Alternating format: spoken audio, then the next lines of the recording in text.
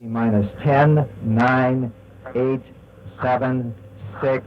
We go for main engine start. We have main engine start and ignition and liftoff. Liftoff of STS-7 and America's first woman astronaut. And the shuttle has cleared the tower. Roger your roll, Challenger. Houston now controlling. Mission control confirms roll maneuver started. Time on all channels. Good morning, ladies and gentlemen. Welcome to the National Air and Space Museum, a part of the Smithsonian Institution. We're pleased to have you here today. I'm Roger Lanius, Associate Director for Collections and Curatorial Affairs. On behalf of General Jack Daly, our Director, I'd like to take this opportunity to welcome you to this morning's program relating to the career of Sally Ride and opportunities for women in science and technology. We have an august panel with us today. That are going to consider anew and consider one more time Sally Ride's place as the first American woman to fly in space and the course of women in STEM careers that has taken place since that time. Panelists this morning include Dr. Margaret Weitekamp, who's one of my colleagues here at the museum in the Division of Space History, Dr. Ellen Ochoa, Director of the Johnson Space Center and an astronaut, Dr. Linda Billings of the School of Media and Public Affairs at the George Washington University, Dan Vergano, Chief Science Writer at USA Today, and Renee McCormick, Executive Director of the National Math and Science Initiative. Tom Costello of NBC News will serve as a moderator for this very nice panel. We're pleased to present this program this morning, and it is my pleasure to acknowledge the support of Sally Ride Science that made this possible. Yes, indeed. And Tam O'Shaughnessy and Cheryl Bolton are both present today to participate in the proceedings. And they have made this educational program possible. I'm now going to turn the podium over to Margaret Weitekamp, who's going to make some opening comments and provide an overview of Sally's career. So, Margaret.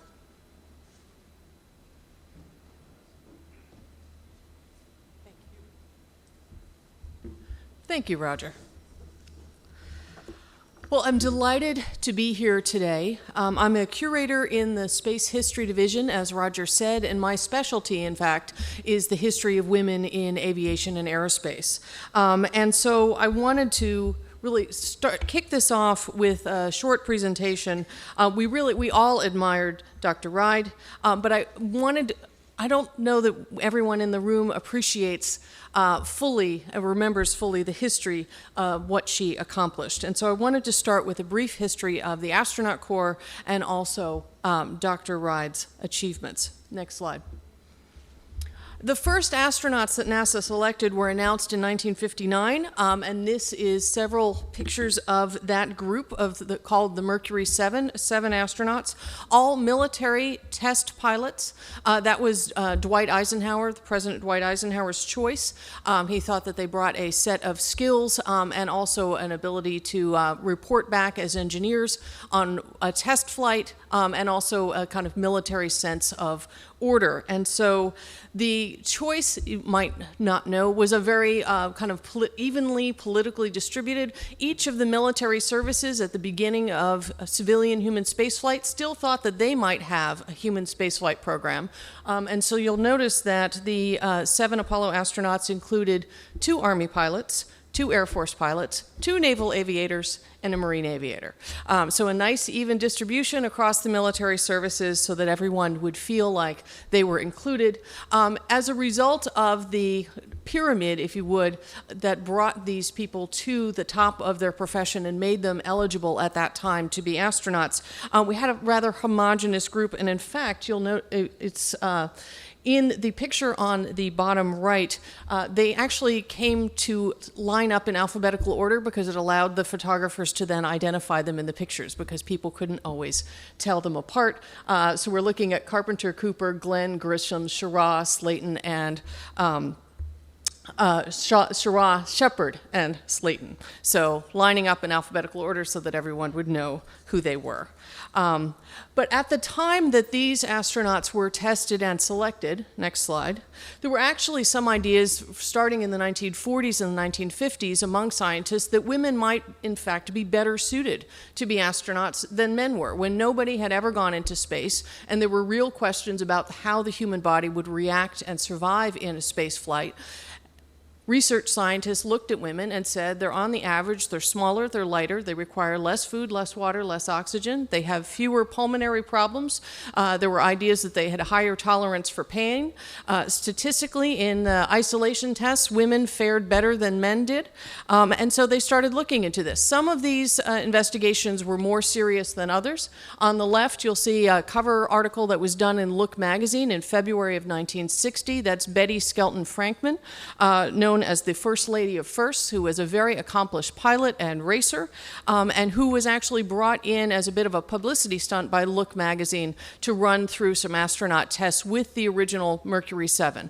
A rather remarkable accomplishment. She, in fact, even put on scuba gear and went in the pool with the astronauts and didn't mention to anyone that she didn't know how to swim, but she wasn't going to say no. The woman on the right is Jerry Cobb, and she was the first woman selected in what became known as Lovelace's Women in Space program, and that's actually the subject of my first book. It was a privately funded program. Jackie Cochran, the famous woman aviator, gave money. She was friends with Randy Lovelace, who was the premier aerospace physician of the time, and he was very interested in this question of what would it take to put women in space. He was envisioning that there would be manned space stations that would require dozens and dozens of people, and so on the one hand, he was very forward-looking and thinking that we would be including women in that, and on the other hand, he was very much a product of his time. He was thinking that if you were going to have a staffed space station with all of those people, you needed secretaries, you needed lab assistants, and you needed telephone operators, and that meant we needed to know whether women could survive the flight. So Jerry Cobb was a part of those tests, again, privately funded, not a part of NASA, but the first real serious investigation of women physiologically, women's bodies, about whether they would be able to survive in space. Next slide. And this group of women actually was finally recognized by NASA. This is some of the surviving women from that Lovelace group who attending Eileen Collins' first launch as the commander of the space shuttle. And from the left, this is Janora Jessen, Wally Funk, Jerry Cobb, Jerry Truehill, Sarah Ratley, Kay Cagle, and B. Stedman. All pilots and all women who individually went through these privately funded, little-known tests in the late 1950s. Next slide. But when NASA really started their human spaceflight program, this again is the Mercury 7 astronauts, and this became the public face of the human spaceflight program. These astronauts who really were remarkable pilots and very talented astronauts. Next slide. The first woman in space is Valentina Tereshkova, a Soviet woman who was added as one of a small group of women added to the cosmonaut corps, and the only woman from that group to actually fly. She was a talented parachutist, and that fit the requirements of the Soviet spacecraft at the time, and so her flight in June 16th was her launch in 1963, made her the very first woman ever in space. Next slide. As NASA continued with Project Mercury, Project Gemini, and then with the Apollo lunar missions, it really was a test pilot's dream. They were most of the astronauts who were selected, and there were more and more added to the astronaut corps after that initial Mercury 7, were military-trained jet test pilots or military-trained pilots. There were some, including Neil Armstrong, who were civilians at the time that they joined the astronaut corps, but this was mostly a military pilot job. There were scientists who were added to the astronaut corps in groups 4 and 6 in 1965 and 1967, but NASA really then had an idea that an astronaut is first a pilot. So when these PhD scientists or scientists with medical degrees were added to the astronaut corps, they were then sent for a year to an Air Force base to learn how to be a jet pilot, because they really had in their head that that was the first requirement. And so those astronauts who were scientists scientists waited for their mission assignments until after they had completed some pilot training. Most famously, Harrison Schmitt, a geologist, became one of the last men on the moon, one of the two moonwalkers on the Apollo 17 mission in 1972. Throughout the Apollo program, even as the focus was on the moon landings and on the astronauts, there were really fundamental changes that were beginning slowly at NASA. NASA, under James Webb, the administrator, actually put together an anti-discrimination policy in 1966 that included gender, religion, but most notably physical handicap, that they would not discriminate on the basis of physical handicap, which is something that doesn't become national law until the Americans with Disabilities Act in the 1990s. And so they're slowly thinking about a very different organization of the astronaut corps, as they're also starting to think about a new vehicle, which is the space shuttle. Next slide.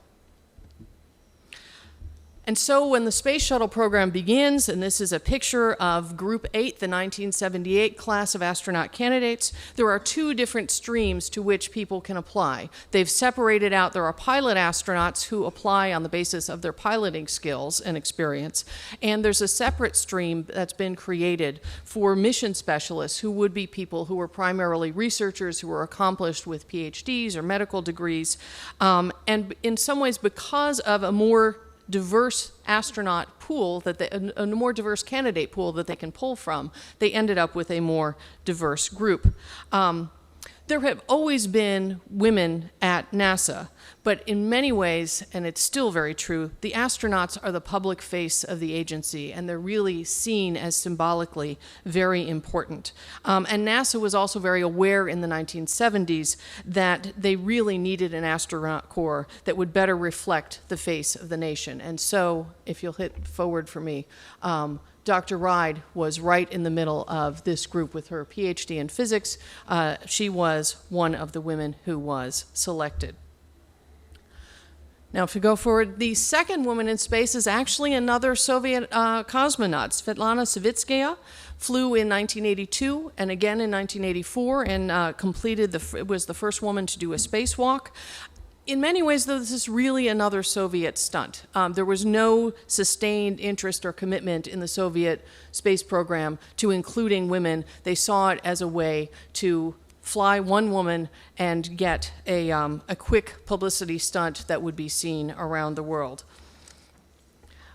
And so this, in some ways, next slide, is the environment into which the first female astronauts in NASA come in. And this is really a remarkable group of women who came into a structure that in kind of big ways and small ways was not used to having women in the group.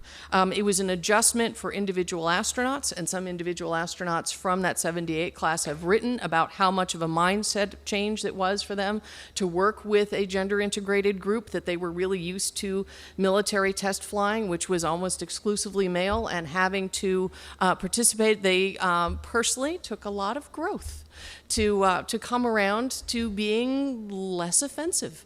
And these were really women then who had to not only demonstrate their professional competence, but also really in their own personal day-to-day interactions did the work of making the NASA Astronaut Corps a place that was really integrated with gender.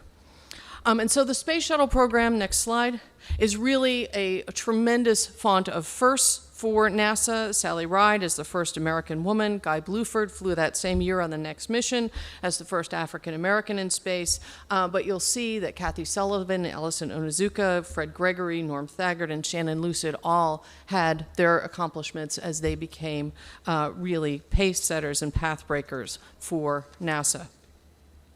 And that, next slide, brings us to where many of us, first met Dr. Ride when she became announced as a part of the crew for STS-7 and became the first American woman to fly into space. It was a tremendous accomplishment. When we bring the panel up, we'll be talking a lot more about the public reaction to that and what a important, materially and symbolically important achievement that was.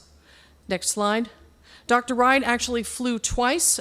She flew again on STS-41G, which flew in 1984, and that was the first mission to include 2 women, which included her colleague Kathy Sullivan, who became the first American woman to do a spacewalk. Next slide. And I'm really just glossing over Dr. Ride's achievements. I'm sorry that we don't have more time to fully develop all of this, but I thought it was important to really highlight her leading role in shaping the direction of the space agency at some really crucial moments for NASA. She was a member of the Rogers Commission after the accident that lost the Space Shuttle Challenger in 1986, and she was really had a leadership role there and helped to shape the findings of that Rogers Commission report. And then in 1987, there was a report done for NASA called NASA Leadership and America's Future in Space, a report to the administrator, and which was a 1986 task force which Dr. Ride led to really formulate a new strategy for NASA.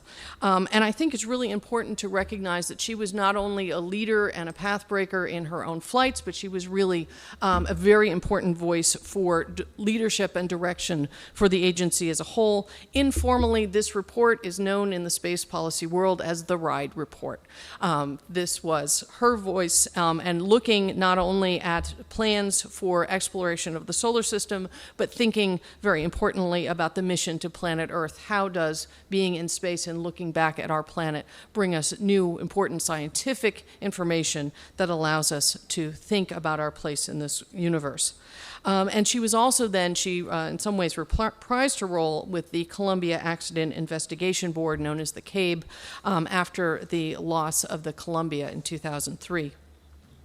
After she left NASA, next slide, and we'll talk much more about this on the panel, she became an author, and she has numerous books to her name, which reach out both to scholarly audiences and to young children, and really her mission to bring science education to a broad public can be seen in her publications here. Next slide.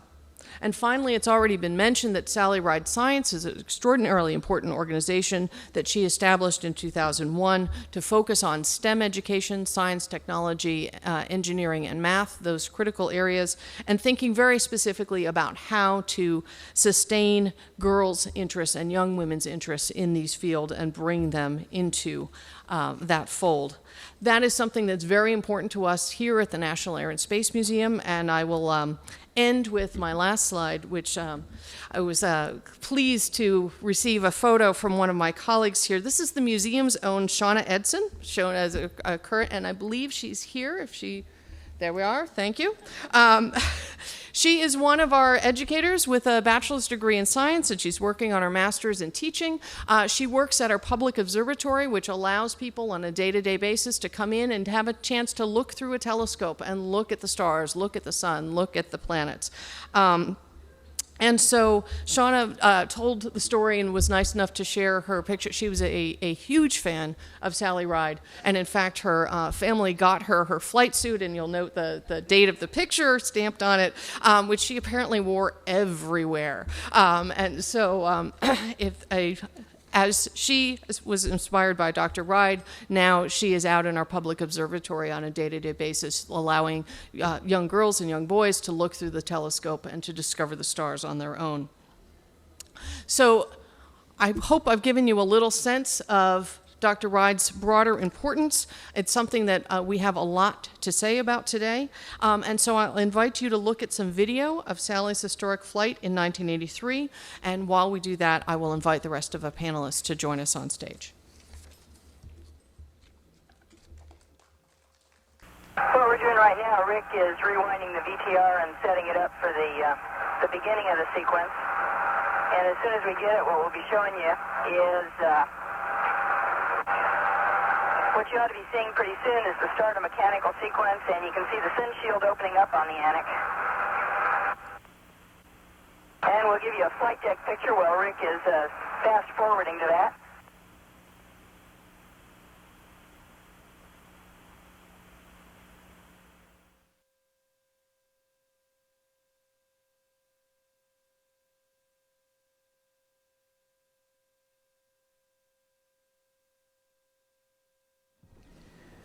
Well, good morning, everybody. I'm Tom Costello with NBC News, and it's great to see everybody here. If you're standing out there and you'd like to join us, please do. It's going to be a great conversation, and we're talking about one of America's true heroes today.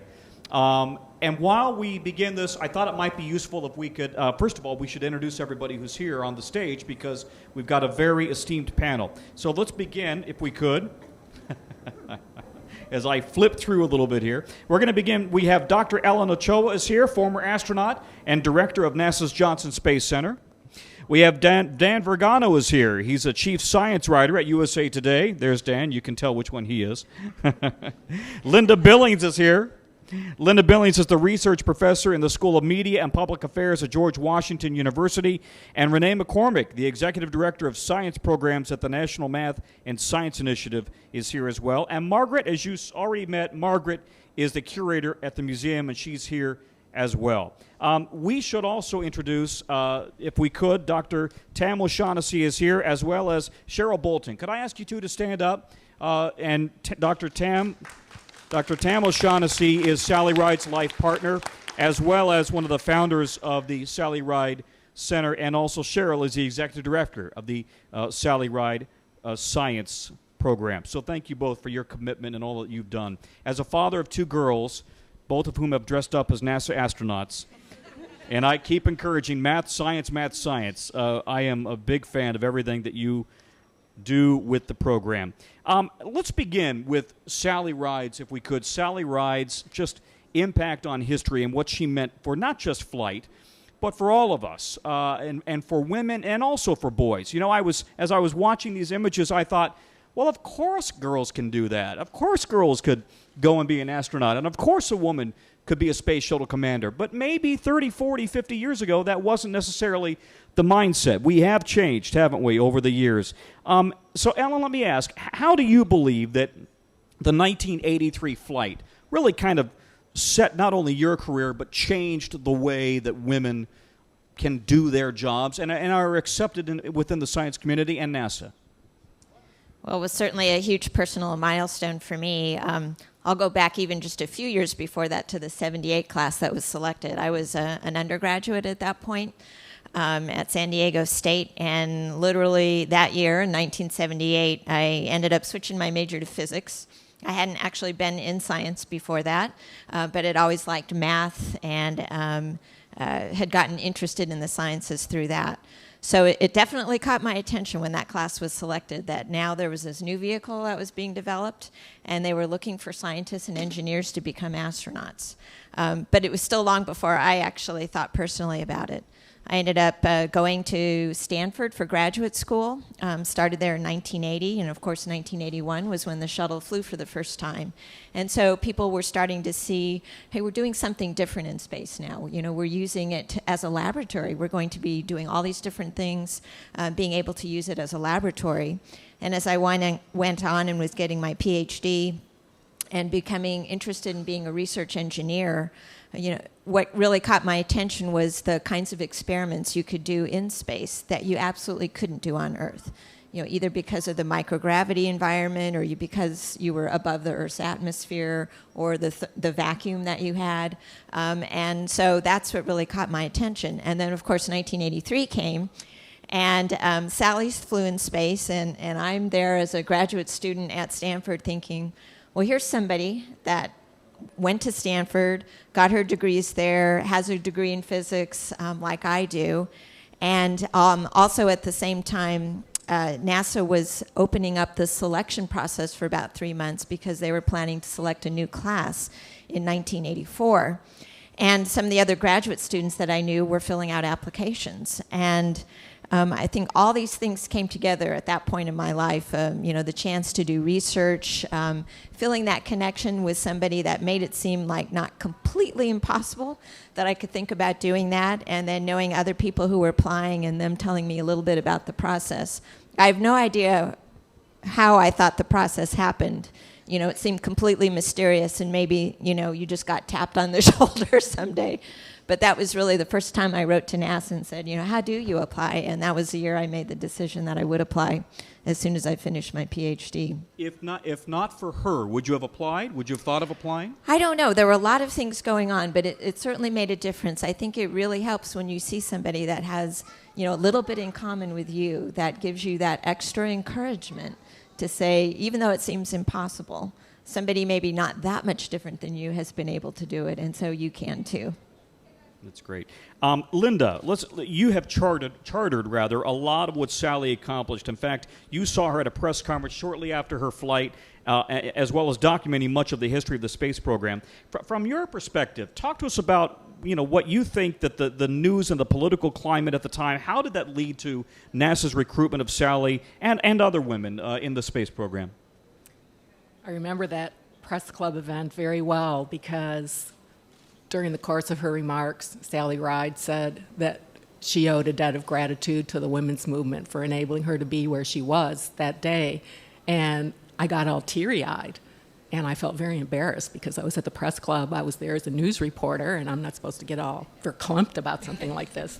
But it was just very moving to me because I've been a committed feminist since I learned what the word meant, and I really appreciated that she acknowledged how much the women's movement had helped her along her way.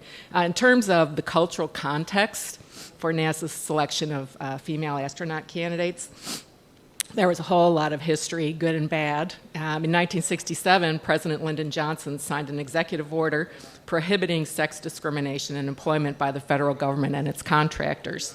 And in 1966-67, we had Gene Roddenberry, the creator of Star Trek, making a very conscious decision that he was not going to have an all-white male lineup in his cast. And Margaret Weitekamp was back here in this gallery yesterday leading a panel about the history of the Star Trek program and told the story about Nichelle Nichols, who played Lieutenant Uhura, being on the verge of quitting Star Trek because she felt that she didn't have enough of a role in the show. And at an event, she was introduced to a fan who turned out to be the Reverend Martin Luther King Jr. And she learned from him that Star Trek was one of the few TV programs that he and his wife allowed their children to watch because it wasn't all white, that it was diverse. In 1973, at NASA headquarters, Ruth Bates Harris, Deputy Assistant Administrator for Equal Opportunity, reported to then Administrator James Fletcher on NASA's woefully inadequate approach to equal employment opportunity and affirmative action. At that time, and this I take from Betty Ann Kevelis's book on the history of women in space, NASA had far fewer female and minority employees than all other federal agencies, and those who were on staff were clustered at the bottom end of the pecking order. And the administrator's response was to fire Ms. Harris. There was some justice served because that did not go unnoticed in the political sphere. I believe, I agree with Betty Ann Kevelis's assessment, that in 1978, NASA had to begin recruiting women for the astronaut corps because outsiders forced it to. In 1982, Carol Gilligan, psychologist, published a very famous book, In a Different Voice, Psychological Theory in Women's Development, and this raised awareness that women aren't smarter or dumber or better or worse or stronger or weaker, that we're different. In 1983 and 1984, the Equal Rights Amendment was big in the national news. It has been periodically over many years, sad to say. Another thing I wanted to mention about Sally Ride is that her rhetoric was non-gendered. And I don't mean that she was very conscious about not using the term manned space flight or anything like that. I mean that she did not soak up something that I've studied and written about, which is this common rhetoric of space exploration as a matter of conquest and exploitation and an American right. And I never heard that from her. And even in the RIDE report, in the 1987 report that Margaret mentioned, Leadership in America's Future in Space. And I don't know if she wrote these words. She had some staff people, Alan Ladwig, who's at NASA still, worked with her on that report. But this statement really jumped out at me. Leadership cannot simply be proclaimed, it must be earned. Those are wise words. You know, I was thinking back to 1983, and as I said, I remember being in college thinking, well, of course women could, you know, be on a space shuttle or for that matter, go to the moon. And I now live in a house with all women, so I'm very aware that, you know, they usually are smarter than us men. But let me take you back to something I read from 1983 when Dr. Ride was preparing for her mission. Johnny Carson in 1983 joked that the flight might be delayed because Ride had to find a purse to match her shoes. It was a different time, wasn't it, Dan? It was a different time in terms of what America expected. Even in 1983, we think maybe we crossed the threshold, but not completely. Well, yeah, going back and looking at the coverage, it's clear that she was subjected to all sorts of questions that I think today would raise eyebrows, although we still have problems. You know, in science writing, they still, if it's a woman scientist, they note that. You never say it's a man scientist when we write about them. But she had to answer, how many are you going to have children? You know, how are you going to handle, you know, space flight, all kinds of personal ways you wouldn't have asked John Glenn. And it's pretty clear she was a tough interview. So reading the coverage, you can see in earlier America, we've changed a lot just in the last decade. Take your mind back 30 years, and you can imagine the sort of strange questions. Now they would seem strange, and we wouldn't ask them today. And I think that, you know, one of the things that's remarkable, as you say, my daughter wants to be a pirate scientist, it turns out. But the real achievement is that she made it normal. You know, that was the goal. And, you know, although there's only 10 women astronauts now, I think there's 39 men. You know, the ratio has improved. My daughter wouldn't be struck by a woman astronaut the way you would have been in 1983. So, I mean, that's a real achievement. By my count, I just did a little Googling before I walked in here. You're a better expert than I on this, but I count about 66 women who have served as astronauts or cosmonauts from about 10 different countries. Not all have gone into space, Margaret, but it shows that they broke through the glass ceiling at some point. Yes, there have been, I believe, 50 or 55 women in space at this point.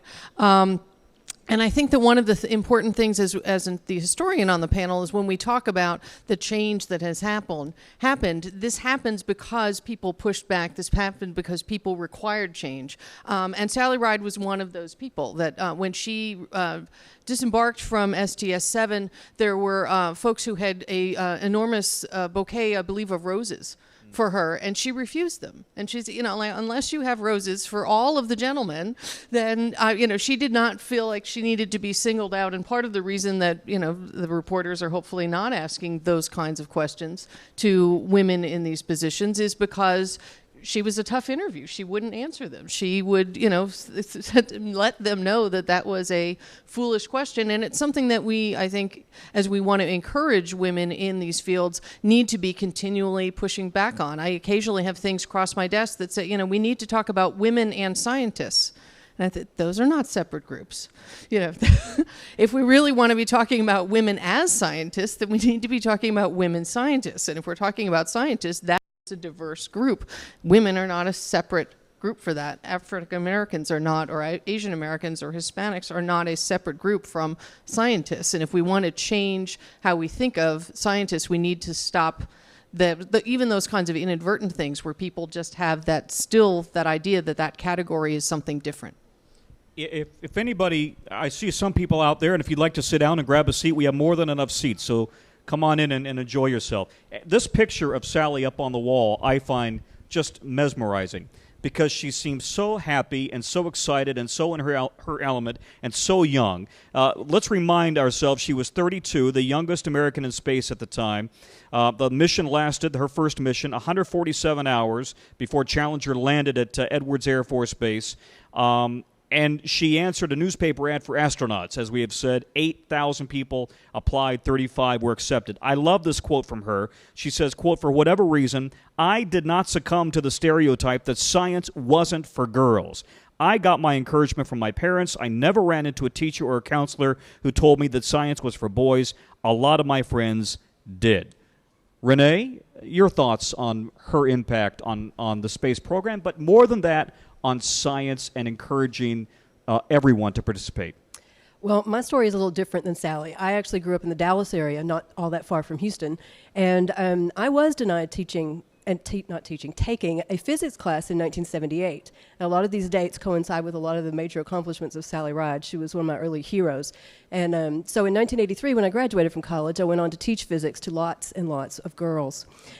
So I shared that view, but I wasn't living in a place that particularly shared that view.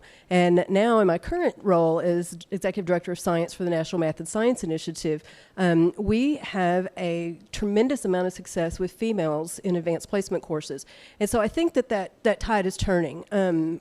We particularly have kind of joined the same mission as Sally Ride Science in terms of writing materials that actually appeal to the girls and keep the girls in those higher level science classes. And so I'm happy to see that in my life and throughout a lot of Sally's accomplishments that all of this has sort of changed. And it's been a long journey, but it's been a good journey.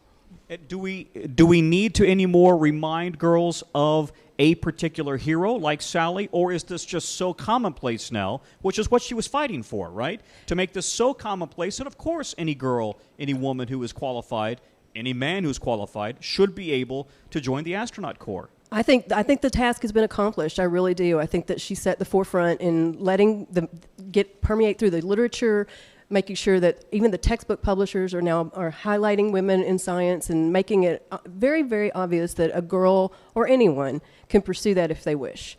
And so we're still struggling a little bit in more the physical sciences of getting more girls. They're still a little more drawn to the life sciences. I don't know that that's ever going to change, and I don't know that it should. But I do know that we have made progress, tremendous progress. Well, in large part because of the Sally Ride program as well. Without a doubt. Yeah. As one of let's talk to Ellen for a minute, because as one of the first women to lead a NASA center, what does that mean? What are the challenges? Have you found any unique challenges being a woman and running the NASA center? And what do you feel as the legacy of what you all went through? Well, I don't think it's too unusual now, which is, again, just shows the progress over the last 30 years or so.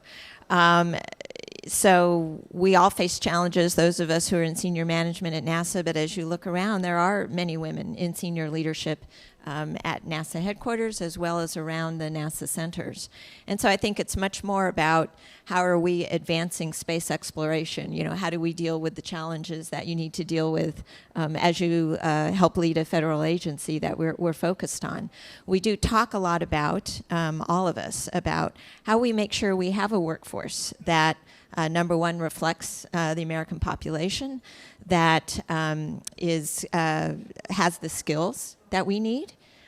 We are very interested in making sure that people are studying math, science, and engineering as kids, and we have lots of wonderful education programs at NASA, everything from providing specific curriculum that goes into classrooms and textbooks to more of the outreach kinds of things where astronauts speak to classes from space and have that opportunity to interact. And that's all about getting people interested in math and science and trying to show them what we can do in space exploration and in learning more about just basic sciences, biology, material science, when you take out a component like gravity and you see processes in a whole new light. So that is a big part of what we look at in addition to the day-to-day operations and trying to plan where we go for the future. Yeah. Is it still a struggle, Linda? Do you believe? Is it still a struggle? Well, I can tell you, as having two daughters in high school who, they do math and science. They do fairly well at it. But sometimes you got to push a little bit because they feel like there's a stereotype. So I guess maybe the stereotype's not completely down. I mean, what is your impression? You're right. You're definitely right about that. And I feel that all of we women working in the aerospace field need to make a little extra effort to put ourselves out there as representatives of this community, that it's still a predominantly white male community, but it's changing over time. In terms of school, one thing that I do is I'm a visiting scientist in elementary school classrooms through a program organized by the American Association for the Advancement of Science, and I love talking with these kids. I'm a social scientist, but a doctor is a doctor to an elementary school kid, and I do know a little bit more than they do about math and physics, and they ask profound questions, girls and boys. I'm working with a second grade class right now. I don't see a difference. A girl named Nita, who was born in Cambodia, asked me a couple months ago, why are things the way they are? And what happens is when girls and boys start noticing that they're not the same, it's a socialization process, say middle school age, that's when things start to change. And I think everyone in the education community is acutely aware of that social problem. I shouldn't say social problem, social challenge. Yeah, I think you make an important point. We may have made tremendous progress here in the States, Canada, Western Europe, for example, Russia, but there are still parts of the world where this is a big challenge, to encourage young girls to start to study math and science, and not only that, but for society to accept them as mathematicians and scientists and engineers. There are still bigger stereotypes elsewhere. Ellen? Well, that's something that we consider. One of the things I definitely wanted to talk about today was the impact that the whole Sally Ride Science program has had. Sally personally has talked to, I have no idea how many thousands of people, and has personally met with a lot of people. It turns out when we kind of compared notes across the women in the astronaut office, basically everybody almost from just a few years after Sally was selected who has been selected saw Sally speak, knew somebody who knew somebody who knew somebody, and got to meet Sally. It was just incredible, the impact that she's had. But I think she realized, okay, I can't meet everybody in person, but I still want to make sure that, I'm including and I'm reaching out, and that particularly that middle school age, which you said is so important, that we're reaching out to that group and showing what you can do. So she puts, the Sally Ride Science program puts her on festivals around the country, and I've spoken at them. Many women astronauts, many other women scientists and engineers have spoken at them. I got to be part of a toy challenge that she put on where girls and boys in middle school would develop toys. They put out these books called Cool Careers in Science. And there's a whole series of them, and it's just all kinds of examples of real people, men and women, who have all different backgrounds, but in some particular area of math and science. And I know I bought them for my two boys because they don't have a good idea of, what a scientist or an engineer does, and particularly the wide range of things that you can do in those fields. And I also made sure the two schools that are named after me had a copy in their libraries as well. So this is a way that she's been able to reach out even much more beyond the people that she's been able to meet personally or speak with personally, to continue to interest people in science and engineering and really give them an idea of what it's like. You mentioned that her book, she wrote 6 books for children, including one that explained how to make a sandwich in space. And she advised eating it fast before it floats away, which is good advice. Dr. O'Shaughnessy, I'm just curious, how many kids do you believe she saw, that she actually spoke to, or that she touched? Could we ask you to step at the mic? I hate to put you on the spot, but you've got such great expertise. Thank you. Dr. Tam O'Shaughnessy. Thank you. I think if you just think about science festivals, our company started in 2001. We used to put on 10 to 12 science festivals a year with maybe on average 800 kids coming, mostly girls. And Sally gave the keynote talk for probably the first 9 years, 8 years or something. So it's tens of thousands of kids. And then the other thing that we do through our company is teacher training. And then those teachers, we use a train-the-trainer model. And so Sally would always go to our academies and our other teacher training programs so that the teachers would hear from, real live astronaut, real live scientists, and use the Cool Careers books. And then those teachers would go back to their school districts, their schools, and teach other teachers. So you get that scaling up effect. So I think it's, I don't know what number, it's tens of thousands of kids. And then I think we did the math, our CEO did the math that we've reached, 1 million kids through the various activities of the company. So her vision was amazing. And did she believe, we should mention that we lost Dr. Ride last summer. She was only 61 years old, and our condolences. Did she believe that she had made a difference? Did she believe that, was she seeing the real fruits of all that labor, that in fact there was big headway? Absolutely. I mean, I think that was I think she saw that as an astronaut. Speaking to kids, and that's one of the reasons that she wanted to start the company, was when she was at NASA, she would speak to kids and teachers, and she saw that spark in their eye, and she realized that you could use space exploration as a way to excite kids about math, science, engineering. And then, any little story from a student who might have quit taking science classes and then come up and talk to her and say that they had continued to take, chemistry, biology, whatever in high school. All of those many, many stories that she heard from teachers, parents, and kids, they sustained her passion for what she was doing. Yep. Can I ask you one last question? I'm a reporter, once I get somebody on the spot. I'm going to be here all day, aren't I? She, of course, not only flew in space on 2 occasions, but she led the study and wrote the report advising NASA on the future of the space program. And she also sat on both the Columbia and the Challenger committees, investigative bodies. Yep. What did she believe was her greatest contribution to NASA and the space program? That is a good question. I think 2 things.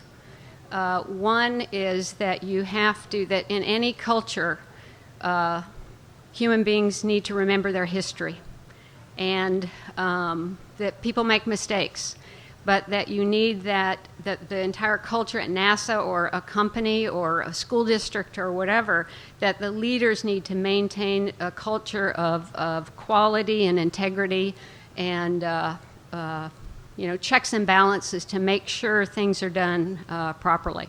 So I think that helping to remind NASA to keep the culture over the years, because after the Challenger accident, people started retiring, and the people that knew what happened to Challenger left NASA, and then, in 2003 we had the Columbia problem. So I think that, and then also I think Sally was so moved when she was able to look out the window and see our planet from space. And I think that happens, you kind of hear that from every astronaut. I'm sure Ellen could speak eloquently about it. But it changed Sally, and it made her much more an environmentalist, something that I don't think she was. She grew up in California in the 60s, so everybody was a little bit of an environmentalist. But I think it really impacted her. And then many of the books that we wrote together were about our own planet. We live on a planet, and things can happen to our planet that are irreversible. And so she really cared about climate change and just taking care of our air, our oceans, our world. Thank you, Doctor. We'd be happy to take some questions as well. So if you've got one, please stand up to the microphone, and we'll take them as we move along here. Dan, can we take a jump off a little bit from the conversation about her playing the critical role she played on the Columbia and the Challenger investigative bodies? How much of an impact did that have? That really changed the way that NASA viewed itself. There was a lot of soul searching after both accidents. Yeah, of course. And with Dr. Wright, it started before that. She was a very important voice right after the Challenger accident. There was this, would I fly again, would I not fly again? There was like a year of this coverage back and forth at the time. And then you see her heading the Ride Report, which really, I studied space policy as a graduate student in 1992. That was, our sort of touchstone at the time, was the way things were going to go for NASA. But you see this pretty remarkable evolution for this individual to go from picked as an astronaut in 78 to less than 10 years later, heading, this, report that's a big deal for the space agency. You see this a lot in NASA, where the astronauts are raised to prominence, and then they become running the show. Right now we have Charlie Bolden and John Grunsfeld as well. And you see that pattern. She sort of fit in this tradition of astronauts becoming very powerful figures in the sort of discussion about how space exploration should go. And in the news media, that's how we regarded her. She went from being this person who was almost treated like a Mercury 7 kind of curiosity. Oh, how do you feel about this? How do you feel about that? To, what should we be doing in space? And you can see this happen very quick around 1986, 1987, after the first accident. She becomes, a voice of how the American space program should be conducted. That's an important one. And I can tell you, when we were studying space policy, like, her report was what we poured over. This is the early 90s. A lot of questions about what we should be doing after the end of the Cold War. What she had to say mattered. So I think it's a really interesting study in how a person goes from being merely a very important astronaut to being, a really important voice in sort of American policy making. One of the more esteemed voices and respected voices within NASA. Margaret, why don't you pick up on that? You're a historian of these matters. Her role was profound.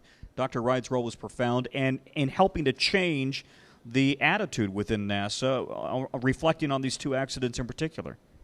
She was really a profound voice, and I think that came out of her personal high standards for herself, the way that she took on the role of being the first American woman in space, and how recognized that made her as a name and a face in the country. And she took that, I think, very seriously. She didn't commercialize that. She was interested in using that for really the purposes of improving the agency, of thinking seriously about what direction spaceflight should take. And really out of just, again, a personal leadership that came out of deep competence and deep knowledge of what she knew. We were talking a little bit before the panel. Unfortunately, in this past year, we lost both Dr. Ride and Neil Armstrong. And in some ways, there are a lot of parallels between the dignity that they carried themselves with, the way that they really became icons and then transcended that being merely an icon to really thinking very seriously and about how they could take that icon status and really use it for the good of the agency, for the good of the nation. If you're just joining us on NASA TV, we're at the National Air and Space Museum, and we're remembering Dr. Sally Ride, the first American woman to fly in space, and of course the profound impact she has had on science and technology and teaching and getting young kids in particular to step up and engage in this field. And I promised we would take questions from the audience. We've got at least one. Come on up. And if there's anybody else, we'd encourage you to step up as well. Hi, my name's Shauna Edson, and I grew up in Livermore, California, but now I live in College Park, right outside D.C. here. As you saw, she was my childhood lifelong hero, and it's amazing to get to hear all of this and to really see the impact she's had. My question for the panel is about some of what you were talking about, not thinking of scientists and women as different groups, and the fact that now we have women in the upper ranks of NASA. What I wanted to know is what changes in language or attitudes or how things are portrayed do you think will indicate that we're past that kind of thinking of them as being separate? Can we start with Renee on this one, because we haven't heard from her in a few minutes. Renee? I think it's been a long evolution. It's been decades in the making. And one of the things that's still troublesome is that in this past couple of graduating classes from universities, there's more than half of the graduates that are female, but there's less than 25% that are actually going into STEM fields. So there's still a lot of work to be done. What Sally Ride Science has targeted are the girls at what seem to be, according to most of the research, the optimum age to sort of plant the seed in their minds in middle school that I can do this, and it doesn't matter that I might be, in a minority in my classes. And I think that's something that really is moving forward. But it's a gradual change. It takes a generation, and I speak in school year generation, so you're talking about 13 years to get them K through 12 out of there. That I think that it is getting better, and it's just been a slow change. But we're making inroads, shall we say. Go ahead. I would suggest that you look at the 2 MIT studies of gender equity on the faculty at MIT, the science and engineering faculty at MIT. Are you familiar with the Nancy Hopkins study of 1999 and then the 10-year update? This is what we're dealing with now. We have laws, regulations, and policies in place that prohibit discrimination on the basis of sex or gender, however you want to refer to it, as well as many other demographic factors. But what we're dealing with is this subtle and persistent set of cultural attitudes. And this is what those studies explain very well. I think they're really excellent reference points to think about the kinds of things. I was just joking with some of my female colleagues at NASA headquarters the other day. We were going, ew, would you want to spend an evening like drinking scotch and smoking cigars with the guys you work with? Ew.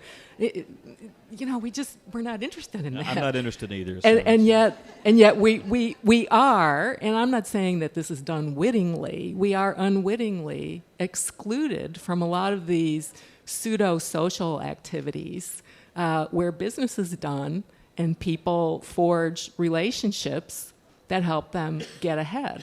Now, I was active for many, many years in an organization named Women in Aerospace. It still exists today. It's a little different than it was in the old days. But when Women in Aerospace got started, there weren't very many of us, first of all, and we needed to band together. We needed to form a girls' club, a good old girls' club, as an alternative to the good old boys' club. And it did, inside the Washington community, it did make a difference. Alan was one of our, Alan Ladwig here from NASA, who worked with Sally while she was at headquarters, was a big supporter of ours.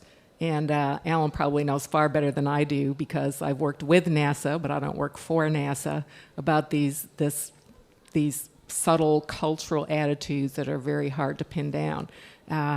One way that I try to combat it, I don't have children of my own, but I have many beloved children who are mostly adults now, and I tell all the girls, anybody gives you trouble, come see me, and I'll be there. And the boys I know, I tell them, you make any trouble, I'm going to come see you. And so I've just taken that on as a responsibility. So if you ever had any trouble, call me. All right.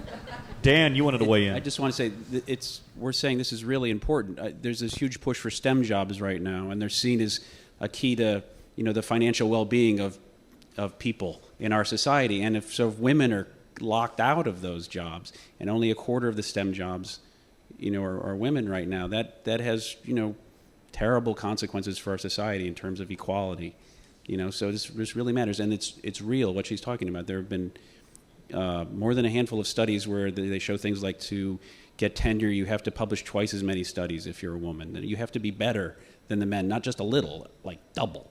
And that's very real. Or women faculty, you submit a resume, right? They don't get picked as a postdoc in a lab, and it's not just the men who are excluding them. It's actually the women PIs, principal investigators, who aren't picking the women. So this is a cultural problem that's still there among everybody. It's not just a few guys with cigars that we still have to worry about. This is all of us right now. So it's something we all have to think about. If you're just walking in, or if you're on NASA television, let me just take a moment to reintroduce and make everybody aware of who's on the panel, because here at least we've had a lot of people coming and going. So on my far left, we have with us Renee McCormick, the Executive Director of Science Programs at the National Math and Science Initiative. Next to her, we have Dan Vergano, the Chief Science Writer at USA Today. Pardon me? I'm done. I'm the science. The science writer. Okay. Then you can promote yourself to chief anytime you want, right?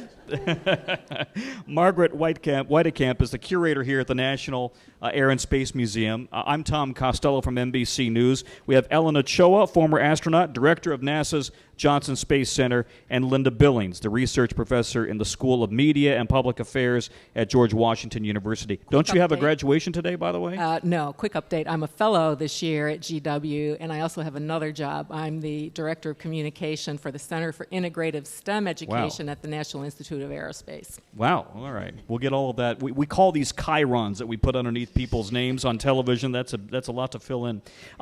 We were talking about when Dr. O'Shaughnessy was talking about Dr. Ride's commitment to education and how long it had gone back. I was struck by this. When she was at Stanford, many of us I didn't realize this till I started reading in more. She was the #1 singles player on the school team, tennis, and she had earned a national ranking. Billie Jean King was her idol, and at a summer tennis camp where she taught, she met Billie Jean King, who urged her to quit school and become a professional tennis player? Is that true? She encouraged her to think about it. Well, okay, all right. So it's an internet rumor. They met. We know that, right? They encouraged. Okay, they played against each other, and thankfully she did not quit school. Do we have somebody else here who'd like to ask a question? I see somebody standing back there in the shadows. Come on up. Good morning. My name's Teresa Marion. First of all, I'd like to thank all you women for what you have done. And Sally Ryder was my niece's inspiration in her 6th grade science class. She then went on to become a mechanical biological engineer. Can you bring the mic down a little bit? Just bring the mic towards your mouth. It's harder to hear. Thank you. Okay, sorry. That's all right. And she worked at NASA through another company. She helped develop the oxygen flow for the last spacesuit. So she's inspired. Then I have a question for Renee. I have she's almost 3, granddaughter who is fascinated with the moon. And she's very smart. She can carry on a full conversation with you. Should I push her towards the science? I've asked her if she would be the first woman to land on the moon, and she tells me yes. So, is it good to push her towards science? I think so. A lot of times in the elementary level, the folks that are teaching the elementary level are not as passionate about science, perhaps, as maybe when you get farther into high school and such. So I think anything you can do at home that's going to really feed any of their passions when it comes to education is worthwhile. But I think definitely that would be something that you should pursue. I know. I saw the one book that's one of the books for the kids, and I think I'll go down and buy it because she is very fascinated with anything with the moon. Absolutely. And anything, I know she's only 3, but my daughter read at 4, so it's coming. Right. Anything you can do to get her to read. And so there's a lot of studies that show basically, by the time a student is 10 years old, if they haven't fallen in love with a series type of book, that they may not become lifelong readers. And that was a valuable piece of information that I learned when I was a young mother. And so I would say that if she would love to read about space and the moon and anything else, just keep feeding that English language to her in any form that you can get it through. Okay, thank you. I'll also tell you, we have 3 scholarly departments here at the National Air and Space Museum: Aeronautics, Space History, but also the Center for Earth and Planetary Studies, which are real geographers, geologists who are doing work on the lunar regolith, who are principal investigators on cameras that are circling Mercury. They are helping to drive the Mars rovers from upstairs here, and there are many women who are researchers and postdocs upstairs who are doing really innovative work, whose work takes them to Antarctica, around the world, to find these other places where they can study geological formations that are like what they think they're seeing from the data coming back from these various probes and rovers. So it's a great field for women. Thank you. I'd like to ask Ellen, your current role at the Johnson Space Center, and I don't want to put you on the spot, and so if this is politically not one you can answer, then you can dance around it. But Dr. Ride was really wanted to see an outpost on the moon. I mean, she was among those who really believed that we needed to put a foothold on the moon, and from there, maybe move on, maybe move on to Mars. But what is your thought? At the moment, that's not on the table. That's been put off, and the general idea is that NASA needs to go after trying to capture an asteroid or put somebody on an asteroid. Is that a smart strategy as opposed to an outpost on the moon? Well, what we're trying to do is build up the capabilities to explore beyond low Earth orbit and eventually get to Mars. I always hate to call it the ultimate destination because that seems a little bit limiting.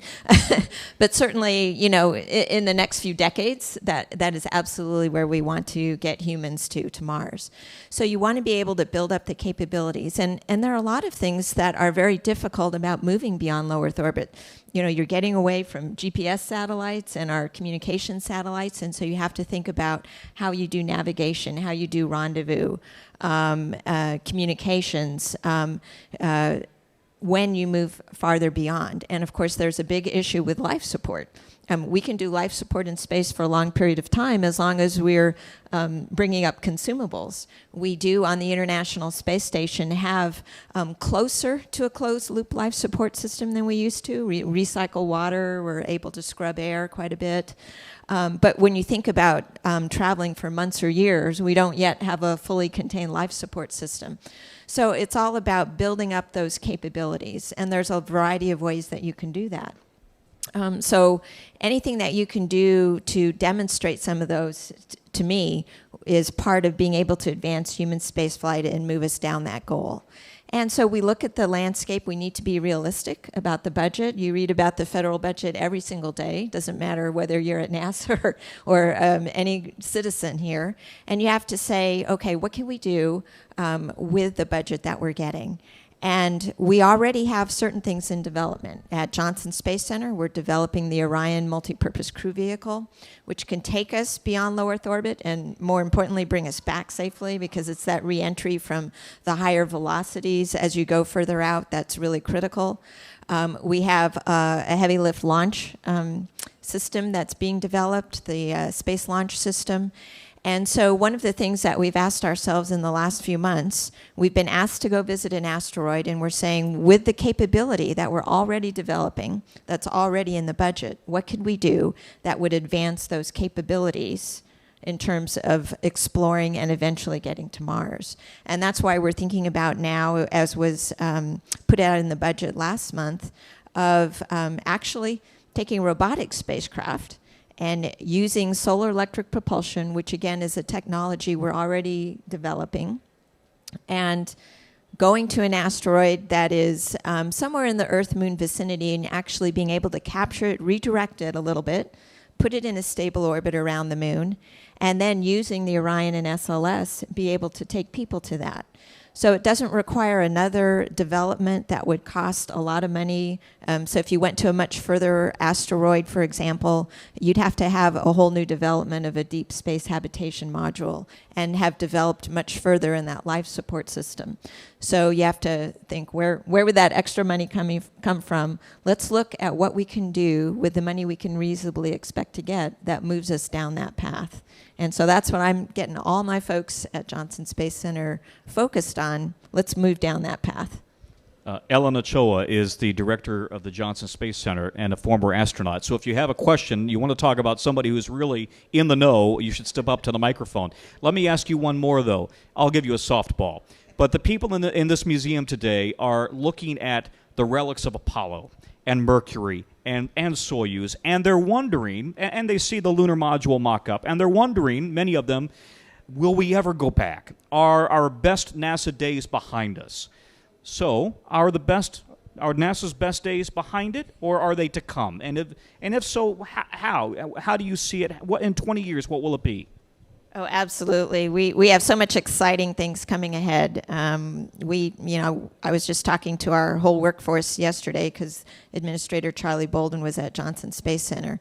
And we talked about everything we're doing on the International Space Station. And I will tell you, having been on the shuttle, as amazing as an experience that is, the people that live for 6 months now on the International Space Station, they've taken it to a whole new level.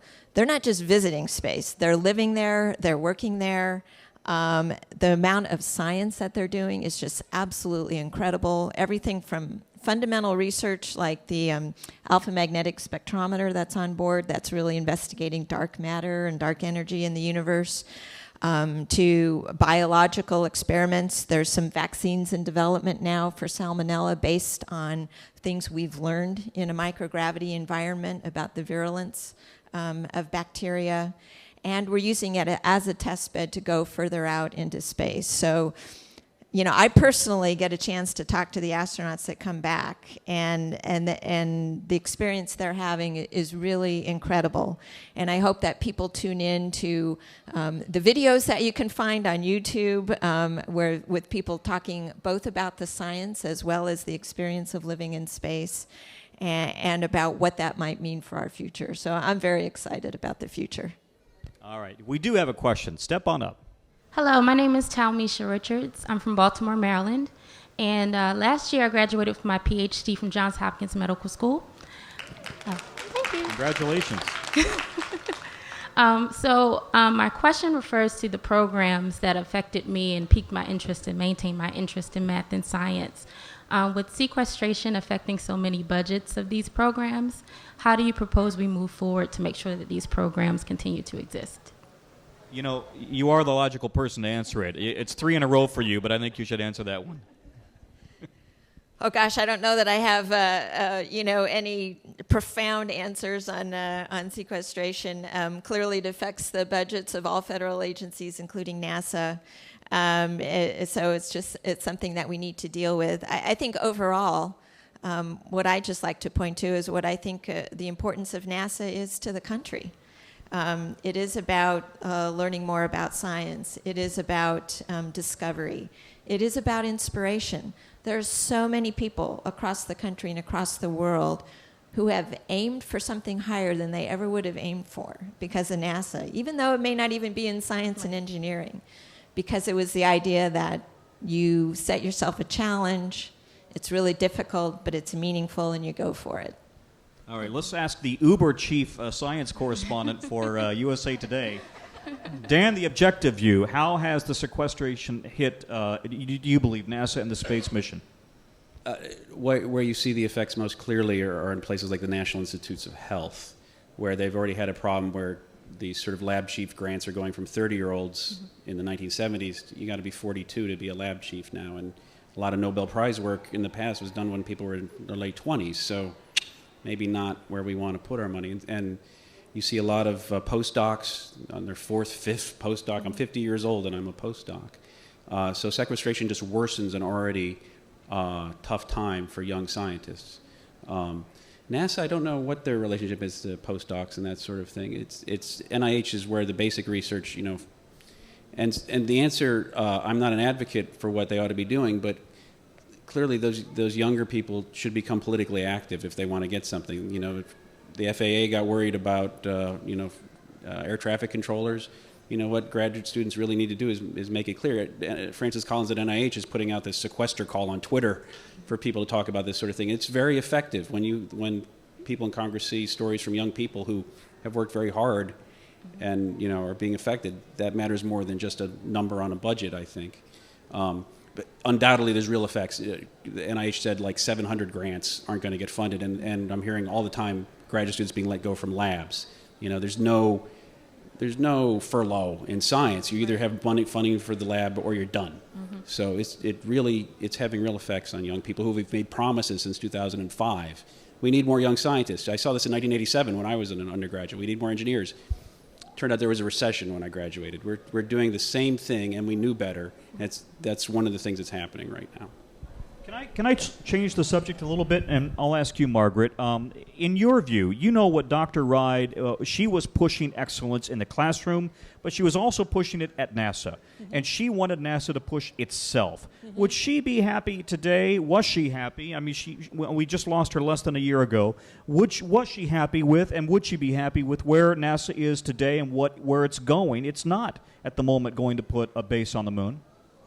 Well, I think that I have no idea what Dr. Ride would have thought, but I think that she was often pushing very much for a clear goal with a clear purpose where you were focusing energies toward that. And I know that as she was interested in education and in fostering young girls and young women in the sciences, we've talked a lot about those cultural issues that are such an important part of changing the mindset that allows young women to thrive in the sciences. We also really need to talk about we've skirted around it, the structural issues that are really important. She may have been the top tennis player at Stanford, but she didn't have a scholarship for sports because that was before Title IX would have allowed and required that there be equal scholarships and equal funding for women's sports and men's sports. And really, if we're talking about what is it going to take for young women to really succeed in the STEM fields, part of that is a funding question, and part of that is a work-life balance question. It is, if you are getting a PhD, if you're required to do postdocs as a part of your science education, those are your prime childbearing years. If you would like to have a family, you need to be able to figure out how to be able to have some balance. And frankly, that's an issue for the young men who are interested in being active parents as well. And so I think there are really structural issues around childcare, family leave that are really important. And then the funding for scholarships is really when dual academic families, if you spend your 20s and your 30s in graduate school, you're likely to marry someone you met in graduate school. And then you're trying to figure out, because it's really, we're talking about issues for professional women and, really about getting into these elite positions. If you want to be a scientist, it's about moving women out of the lab assistant role that they had for so many decades, really into the PI role of being the primary investigator, of being the one who's running the lab, who is hiring postdocs. It occurred to me we missed an opportunity here with this young woman. Are you still here who just earned the PhD? We should have asked you. You're a young person who just got a PhD. As a young woman, did you feel at any time during your academic career, was it a struggle that you were fighting against stereotypes, or were you encouraged, and did you find a welcoming and enriching environment along the way? I would say you encourage. I personally have encountered both, and I was very fortunate to have two very supportive parents who, from a very young age, told me I could do any and everything, and I did. Even when my teachers kind of looked at me like, "Why would you want to do that?" So, because I also dance, so I like to use both the left and the right side of my brain. So I've danced for as long as I could remember, in addition to being, I guess, a geek or nerd, which is okay. Your PhD is in what again? Remind us. Cellular and molecular medicine. We should put your resume up. You'll be hired in a minute. I'm looking, anyone, if you're watching, LinkedIn. But I would just say that I guess the important thing is, at least for me, was surrounding myself with positive people. So even when I was in that environment and I may have encountered people who didn't necessarily agree with me, let's just say pursuing my love of dance as well as my love for school, just being around people who could encourage me through that and just keep moving. Renee, here you go. There's a young woman who has done exactly what you've been hoping and fighting for your career. Exactly. I was thinking that when she first came up, that you're the embodiment of what we need as a poster child at the National Math and Science Initiative. Congratulations. It's very hard work, and I guess you have a little bit of a testament to the fact that things are changing. To go back to the question from earlier, that if you didn't encounter as many barriers as women of my age group would, I think that's progress. Yes, definitely. Thank you. Thank you very much. Congratulations. Okay, we had another person standing. Come on up and join the conversation. Hi, my name's Amy Duncan. I'm from San Diego. And my question sort of dovetails the last question. It was mentioned on the panel that 25% of the STEM majors are women today. And then we have companies like Sally Ride Science that are targeting middle school girls to help sustain their interest in science. And when it was also mentioned that it really takes a generation, the 13 years of K through 12 education, to really turn this around. So my question is, what advice or encouragement do you have for women today that are entering their first physics class in college, or they're entering their first job at an engineering firm, and they are one of the few women in the company or the classroom, and there really isn't a strong peer group. What advice or encouragement do you have for those girls? Linda, why don't you take that? Since you're in that exact field, aren't you? Go ahead. Yes. Find a mentor. Even if there is no organized mentoring program at a university or a company, just keep asking, and ask men and women. You know, don't think that your mentor needs to be a female just because you're female. I've had many mentors along the way, who some of whom I stumbled across by accident, some of whom I sought out, and it was just tremendous. And they've been male and female, and it's really, really important to find someone who will psychologically be there for you at any time, who you can call anytime, you can email anytime. Most women I know in the aerospace field take mentoring very, very seriously. It took years and years for women in aerospace to actually get an organized, formal mentoring program established, but they finally did. And I would urge any young woman in any kind of environment to seek out a mentor. And again, if there's no organized mentorship program, just keep asking around until you find someone. And it might be someone distant. You know, I communicate with a lot of people who usually just for brief periods of time, they're trying to make career decisions or decisions about what to major in at the undergrad or graduate level. And we can do a lot of that by email, maybe a couple of phone calls. But that's one suggestion I would have. Dr. O'Shaughnessy, it seems to me that's critical, isn't it? I mean, in every career, could I invite you back to the mic for just a moment? Yeah, thank you so much. It seems to me that's critical in every career, isn't it? To find a mentor. In my business, we often joke, you need to find your rabbi, somebody who's going to help you and mentor you through your career. I think that's important in any career. STEM, probably more so than other areas, but it's just important to network and find people that share your interests and can kind of support you when you need it and kind of keep you positive and keep you working towards your goals.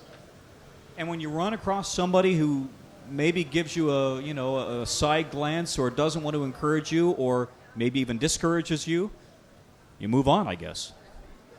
You need to find the people that encourage you. But, I think it's hard sometimes, but it's, I think there's always people that you can find that will support you and will be positive and who will like what your goals are and kind of encourage you to stick with it. So it's kind of finding those people in your company or your department or whatever it might be.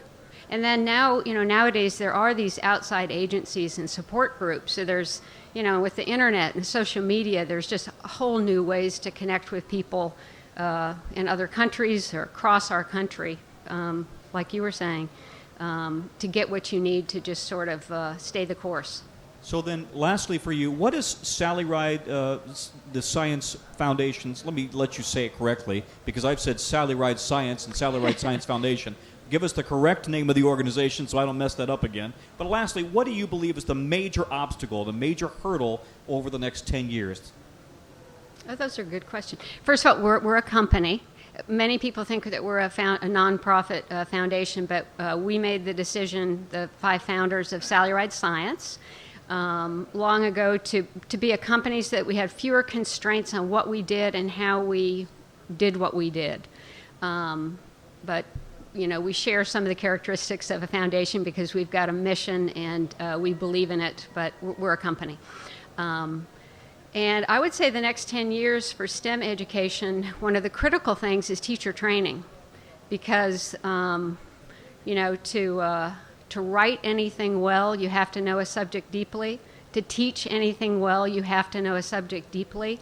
And so really improving our teacher training so that kids get great science and engineering and math instruction, and the teachers understand the importance of diversity and presenting role models across the STEM careers.